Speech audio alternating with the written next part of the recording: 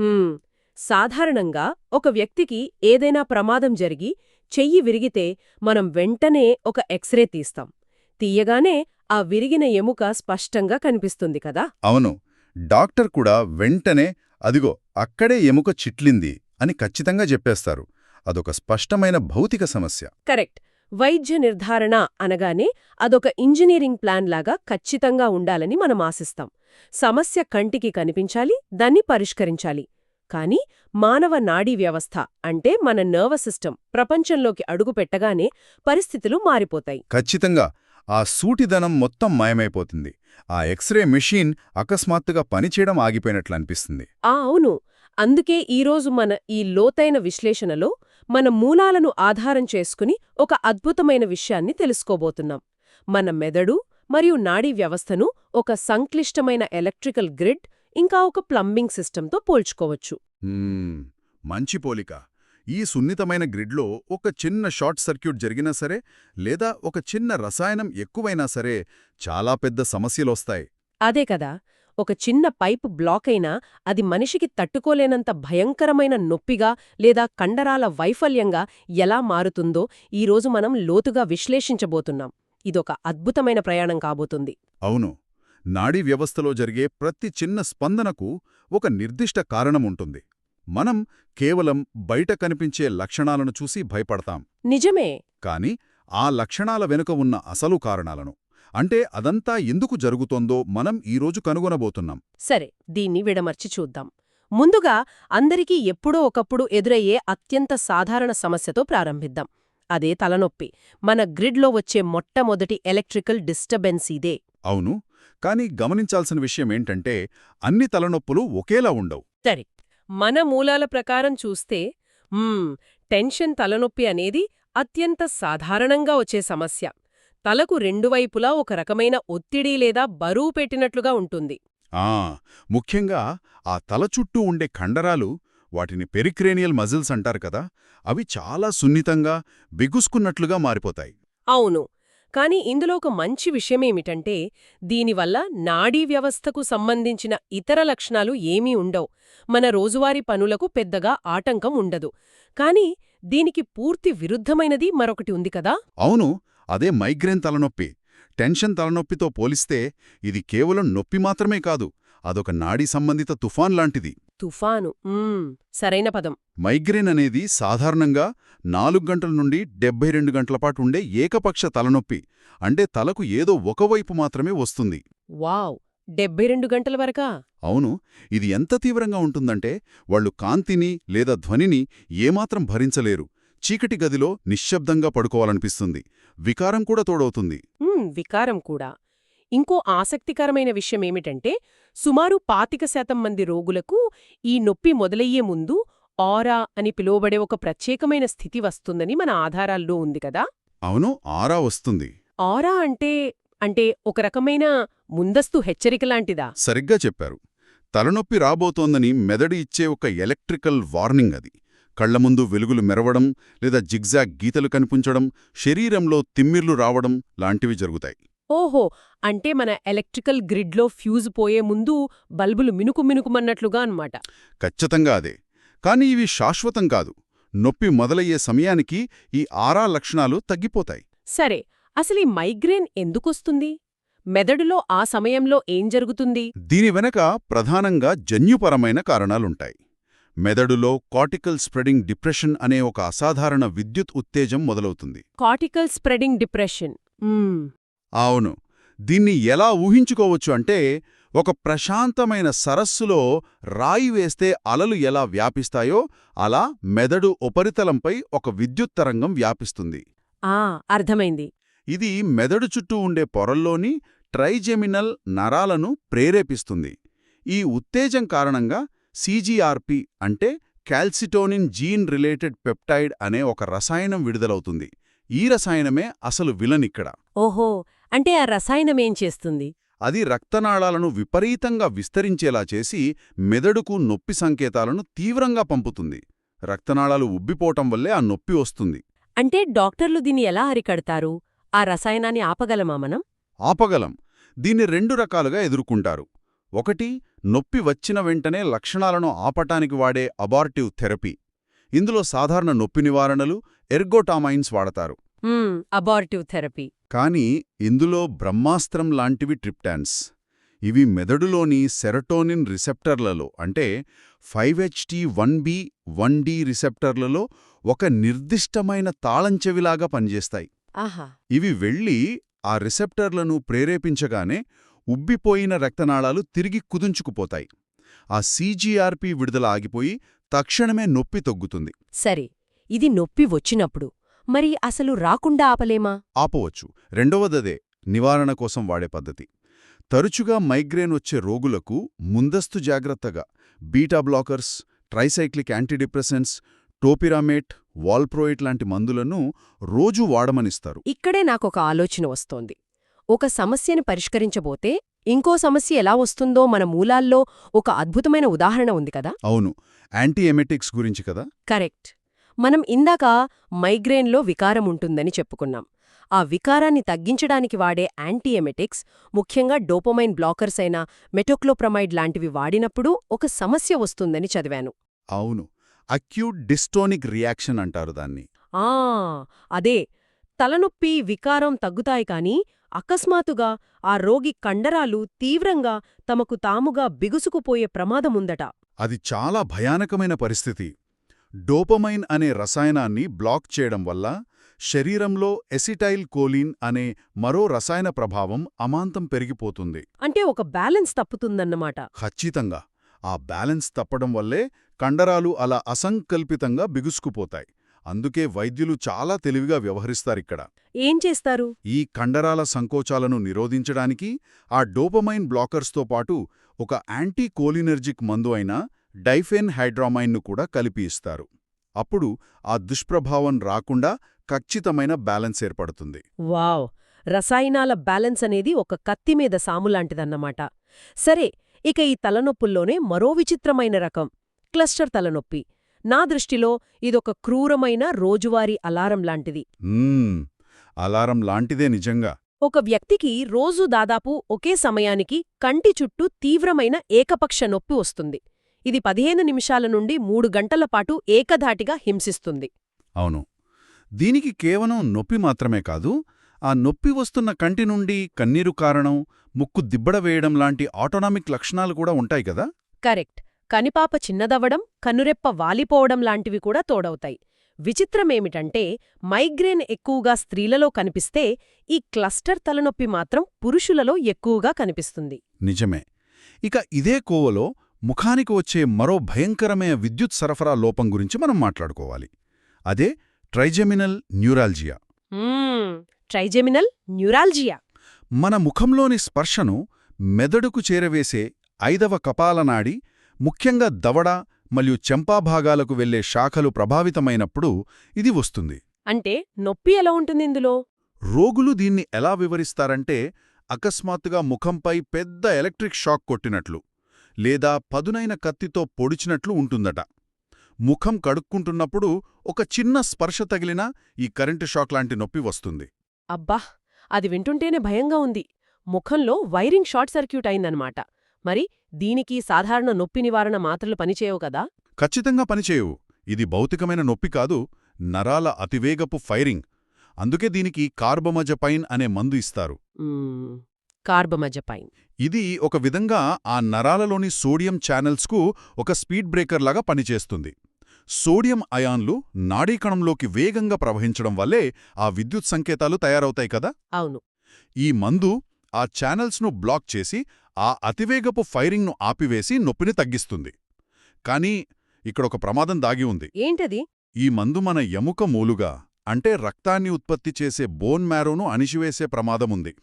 అందుకే ఈ మందు వాడేవారికి ఎప్పటికప్పుడు రక్త కణాల పరీక్షలు అంటే సిబిసి చేస్తూ డాక్టర్లు గమనిస్తుంటారు.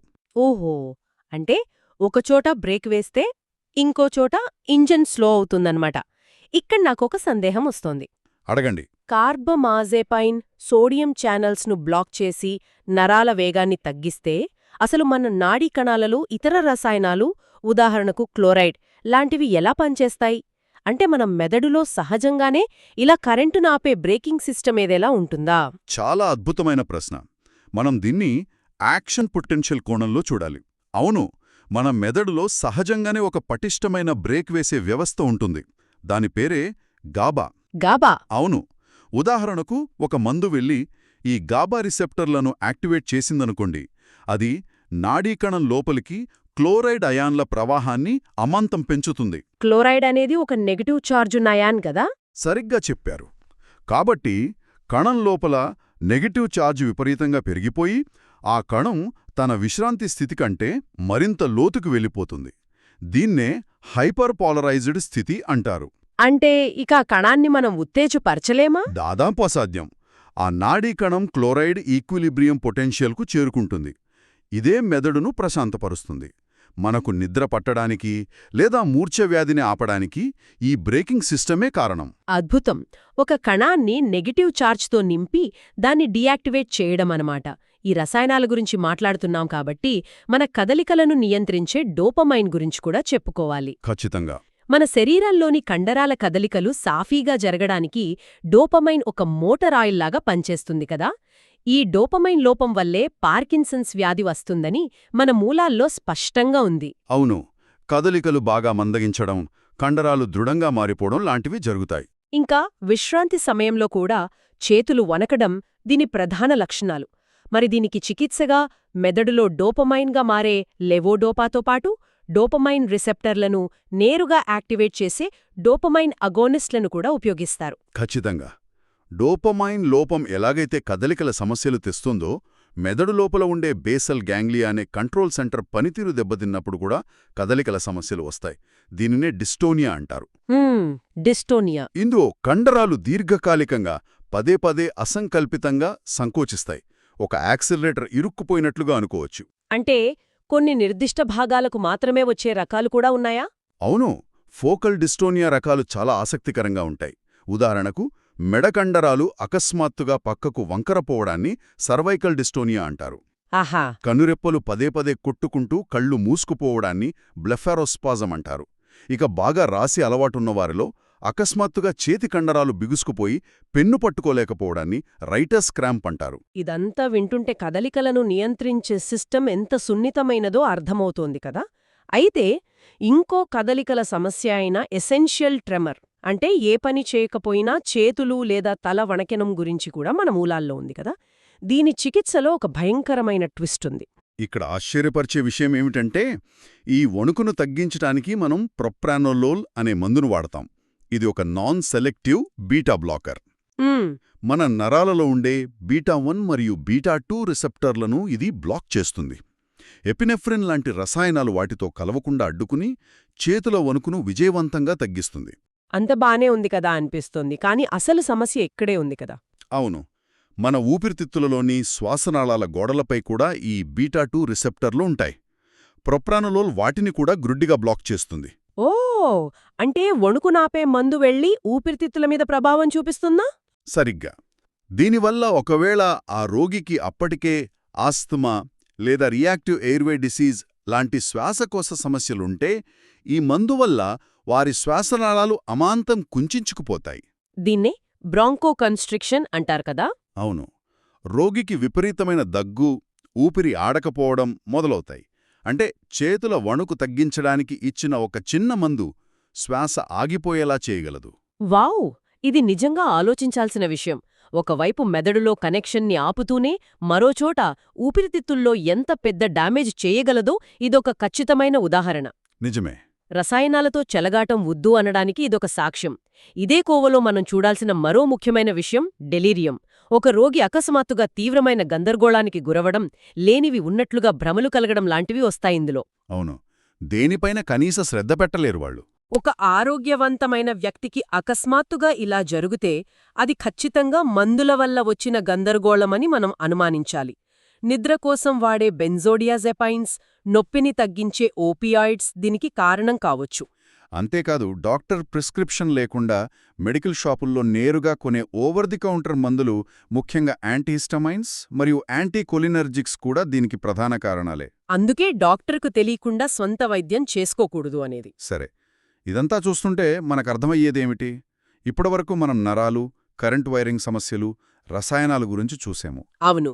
ఇప్పుడు మనం గేర్ మార్చి మెదడులోని ప్లంబింగ్ సిస్టమ్ అంటే ద్రవాల ప్రవాహం గురించి చూద్దాం.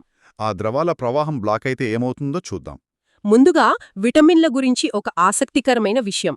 మనకు సాధారణంగా విటమిన్లు అంటే అమృతం లాంటివి, అవి ఎంత తిన్నా మంచిదే అనే ఒక అపోహ ఉంది కదా. ఖచ్చితంగా ఉంది. కానీ విటమిన్ ఏ మోతాదు మించితే మెదడులో ప్రెషర్ కుక్కర్ లాంటి పరిస్థితి వస్తుందట కదా. అవును, అది నిజం. గుడ్డు, కాలేయం, కిడ్నీలు లేదా మొటిమల కోసం వాడే రెటినాయిడ్ మందులు మోతాదుకు మించి దీర్ఘకాలం పాటు తీసుకోవడం వల్ల దీర్ఘకాలిక విటమిన్ ఏ టాక్సిసిటీ వస్తుంది. దీనివల్ల ఏం జరుగుతుంది? దీనివల్ల బినైన్ ఇంట్రాక్రేనియల్ హైపర్టెన్షన్ అనే పరిస్థితి వస్తుంది. అంటే మెదడు చుట్టూ ఉండే ద్రవాల ఒత్తిడి విపరీతంగా పెరిగిపోయి తలనొప్పి, వాంతులొస్తాయి. కంటి నరం కూడా వాచిపోతుంది కదా, పాపిల్లెడమా అంటారు దాన్ని. అవును, అంతేకాదు దీని ప్రభావం వల్ల పొడి చర్మం మరియు కాలేయం వాచిపోవటం కూడా కనిపిస్తాయి. సరే, ఒత్తిడి పెరగడం దాకా వచ్చాం కాబట్టి అసలు మెదడులో ఈ ద్రవం అంటే సెరిబ్రోస్పైనల్ ఫ్లూయిడ్ సిఎస్ఎఫ్ అసలు ఎలా ప్రవహిస్తుంది? దీని మార్గం గురించి వివరిస్తారా? తప్పకుండా. ఇది గుహలలో పారుతున్న ఒక భూగర్భ నదిలాగా ఊహించుకోండి. మెదడు మధ్యలో ఉండే లాటరల్ వెంట్రికల్స్ అనే పెద్ద గుహల నుండి ఈ ద్రవం ఉత్పత్తి అవుతుంది. ఓకే, లాటరల్ వెంట్రికల్స్ నుండి మొదలవుతుంది.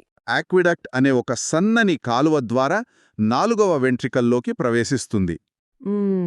4వ వెంట్రికల్ వరకు వచ్చింది. ఆ తర్వాత చివరగా లుష్కా మరియు మ్యాగెండీ అనే మార్గాల ద్వారా మెదడు బయటి పొరలైన సబరెక్నోయిడ్ స్పేస్లోకి చేరుకుని అక్కడ రక్తంలో కలిసిపోతుంది. అర్థమైంది.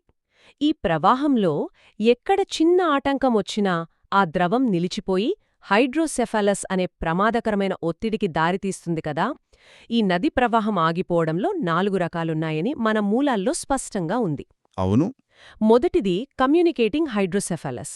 అంటే ద్రవం ప్రవహించే మార్గాలన్నీ తెరిచే ఉంటాయి కానీ చివరగా దాన్ని పీల్చుకునే చోట సమస్య వస్తుంది కదా. అవును. టీబీ మెనింజైటిస్ లేదా మెదడు లోపల రక్తస్రావం జరిగినప్పుడు ఆ ద్రవాన్ని తిరిగి రక్తంలోకి పీల్చుకునే సబరెక్నాయిడ్ విల్లీ అనే స్పాంజీ లాంటి నిర్మాణాలు దెబ్బతింటాయి. డ్రైనేజ్ పైపులు బ్లాక్ అయినట్లన్నమాట. సరిగ్గా. దీనివల్ల ద్రవం శోషించబడక మెదడులోని వెంట్రికల్స్ అన్నీ సమానంగా పెద్దవి అవుతాయి. ఇక రెండవది పుట్టుకతో వచ్చే కంజెనిటల్ హైడ్రోసెఫలస్. మనం ఇందాక చెప్పుకున్న ఆ సన్నని కాలువ, అదే సిలివియస్ ఆక్విడక్ట్ పుట్టుకతోనే కుంచుకుపోయి ఉండటం వల్ల ఇదొస్తోంది. అవును. చిన్నపిల్లల్లో తల అసాధారణంగా పెద్దదిగా ఉండటం, వాళ్ళు సరిగా పాలు తాగకపోవడం దీని లక్షణాలు. దీనికి వెంటనే చికిత్స చేయకపోతే మెదడు ఎదుగుదల ఆగిపోతోంది కదా. ఇంకో భయంకరమైన విషయమేమిటంటే మెదడులోని ఈ వెంట్రికల్స్ నీతితో నిండి ఉబ్బిపోవటం వల్ల వాటి పక్కనే కిందికి వెళ్లే మోటార్ నరాల కట్టలపై తీవ్రమైన ఒత్తిడి పడుతోంది. నిజమే.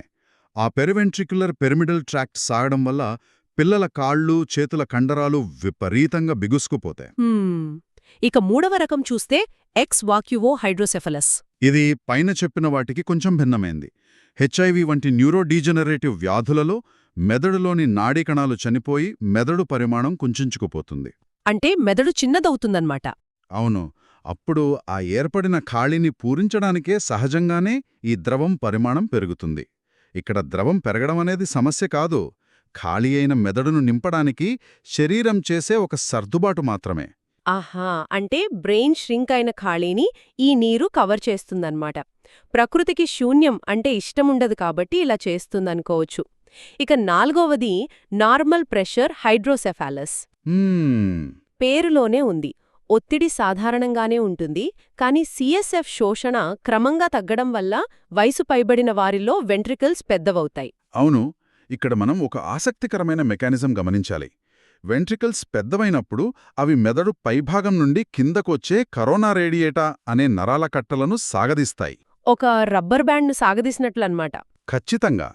దీనివల్లే ఆ రోగులలో 3 ప్రధాన లక్షణాలు ఒకేసారి కనిపిస్తాయి. 1. నడకలో ఇబ్బంది, కాళ్ళు నేలకు అత్తుకుపోయినట్లు నడుస్తారు. 2.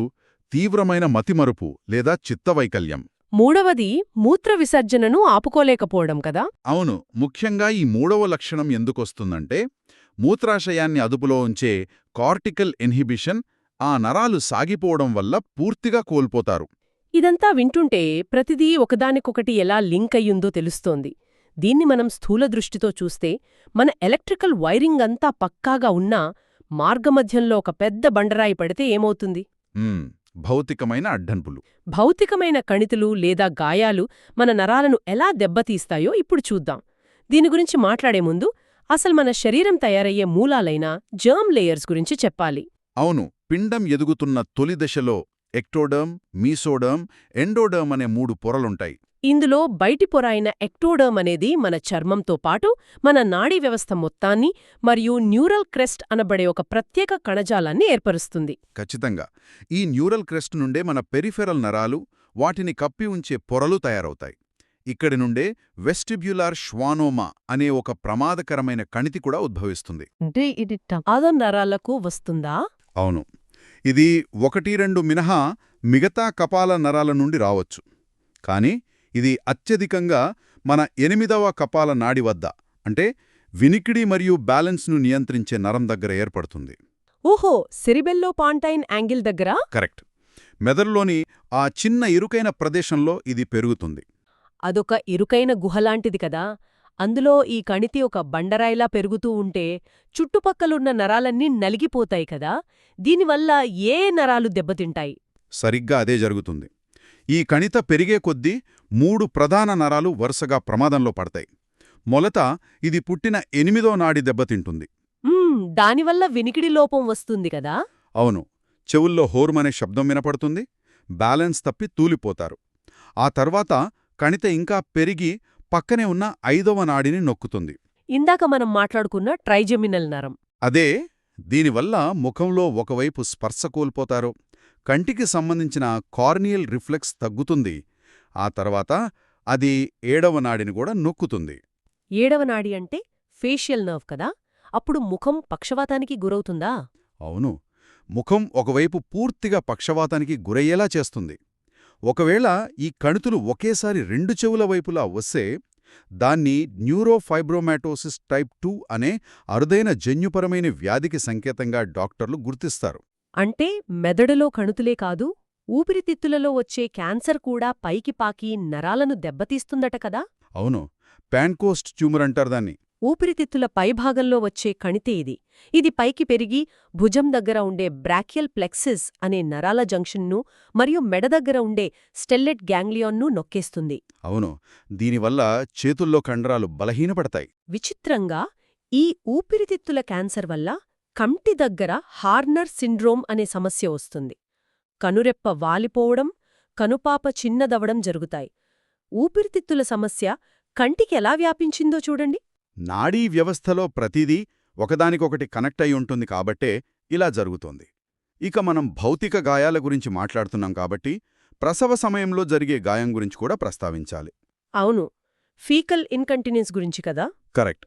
సహజ ప్రసవ సమయంలో, ముఖ్యంగా 2వ దశ బాగా సుదీర్ఘంగా మారినప్పుడు తల్లి పెల్విక్ ఫ్లోర్పై విపరీతమైన ఒత్తిడి పడుతుంది. అప్పుడు అక్కడి కండరాలకు సంకేతాలు పంపే పుడెండల్ నర్వ్ విపరీతంగా సాగిపోయి గాయపడుతుంది. ఓ, దానివల్ల ఏం జరుగుతుంది? ఈ నరం దెబ్బతినడం వల్ల మలవిసర్జనను అదుపుచేసే ఎక్స్టర్నల్ యానల్ స్పింక్టర్ బలహీనపడుతుంది. దీనివల్ల వాళ్లు మలవిసర్జనపై నియంత్రణ కోల్పోతారు. ఇది చాలామంది మహిళలు బయటకు చెప్పలేక బాధపడే ఎంతో ఇబ్బందికరమైన సమస్య. నిజమే. ఇలాంటి సున్నితమైన సమస్యల పట్ల వైద్యలోకం ఇంకా ఎక్కువ అవగాహన కల్పించాల్సి ఉంది. ఇక భౌతిక నష్టాల్లో అప్పర్ మోటార్ న్యూరాన్ లెసియన్ గురించి చూస్తే అమియోట్రోఫిక్ లాటరల్ స్క్లెరోసిస్ లేదా ఏఎల్ఎస్ వంటి వ్యాధులలో ఒక ఆసక్తికరమైన రిఫ్లెక్స్ వస్తుంది. జా జర్క్ రిఫ్లెక్స్. అవును, మెదడు నుండి కిందికి వచ్చే నరాలు 2 వైపులా దెబ్బతిన్నప్పుడు ఈ దవడ కండరాల అసంకల్పిత ప్రతిచర్య ప్రస్ఫుటంగా కనిపిస్తుంది. దవడమీద చిన్నగా తట్టగానే అది అసంకల్పితంగా బిగుసుకుంటుంది. దీన్ని కిందికి మోసుకెళ్లేది ట్రైజెమినల్ నరపు 3వ శాఖ. అవును, ఆ రిఫ్లెక్స్ సాధారణ ఆరోగ్యవంతుల్లో కనిపించదు. అది ఉందంటే మెదడు పైభాగం నుండి కిందికి వచ్చే కనెక్షన్ ఎక్కడో పూర్తిగా కట్టయిందనే అర్థం. ఇక్కడే అసలైన ఆసక్తికరమైన విషయముంది. ఇప్పటిదాకా మనం ఒక వైర్ షార్ట్ సర్క్యూట్ అవ్వడం, ప్లంబింగ్ బ్లాక్ అవ్వడం, దారిలో బండరాళ్లు పడి కనెక్షన్ కట్టవడం లాంటివి చూశాము. అవును, ఇవన్నీ స్థానిక సమస్యలు. కాని అసలు ఆ కరెంట్ గ్రిడ్కు పవర్ సప్లయ్యే ఆగిపోయి అది పూర్తిగా ఫెయిలైతే ఏమవుతుంది? అంటే మెదడుకు వెళ్లే ప్రాణవాయువైన ఆక్సిజన్ పూర్తిగా ఆగిపోతే ఏం జరుగుతుంది? అదే అనాక్సిక్ బ్రెయిన్ ఇంజురీ. గుండె ఆగిపోయినప్పుడు లేదా ఉరివేసుకున్నప్పుడు మెదడుకు ఆక్సిజన్ మరియు రక్తమందకపోవడం వల్ల కణాలు వెంటనే చనిపోవడం మొదలవుతుంది. ఇది వినడానికి చాలా భయంగా ఉంది. కానిక్కడ ఒక ఊహించిన ట్విస్ట్ ఉంది. సిపిఆర్ చేసి గుండెను మళ్లీ కొట్టుకునేలా చేసి రక్తాన్ని తిరిగి మెదడుకు పంపినప్పుడు ఆ వచ్చే రక్తంతో పాటు రియాక్టివ్ ఆక్సిజన్ స్పీషీస్ అనే ప్రమాదకరమైన రసాయనాలు ఏర్పడతాయి. అంటే రక్తం తిరిగి వెళ్లడం మంచిదే కదా? సాధారణంగా మంచిదే. కాని ఇక్కడ అప్పటికే బలహీనంగా ఉన్న ఆ కణాలను ఈ రసాయనాలు దారుణంగా నాశనం చేస్తాయి. రక్షించడానికొచ్చిన రక్తమే భస్మాసురుడిలా మారుతుందన్నమాట. My God! మరి దీన్నెలా ఆపుతారు డాక్టర్లు? దీన్ని నివారించడానికి డాక్టర్లు థెరాప్యూటిక్ హైపోథర్మియా చేస్తారు. అంటే రోగి శరీర ఉష్ణోగ్రతను ఉద్దేశపూర్వకంగా చల్లబడుస్తారు. ఓహో, టెంపరేచర్ తగ్గిస్తారా? అవును.